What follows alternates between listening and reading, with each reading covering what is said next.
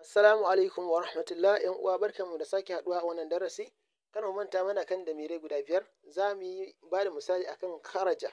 Kalman kharaja ya fita, wa yakhruju yana fita. Sai in ce kharaja min al-fasli ya fita daga cikin aji. Bari mu sa su akan damirai mu gani. Huwa kharaja min al-fasli, shi ya fita daga cikin aji.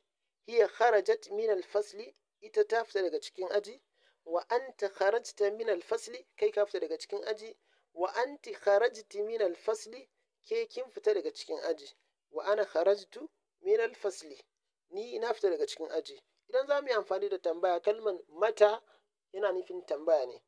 Akwai mata kamar ka tambaya akan lokacin ce mata kharaja min al-fasli, yaushe ya fita daga cikin aji.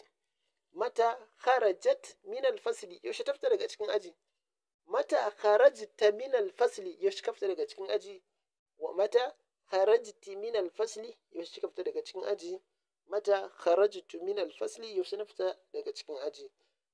Allah ya taimake mu haɗu a darasi na gaba insha Allah. Ka dinga bibiya insha Allah. Kamar da na mana alƙawari in abu yi nisa za mu kawo bayanai da yawa akan abubuwan da ya shafi ƙa'idodin sarfi da nahwu. Allah ya taimake mu.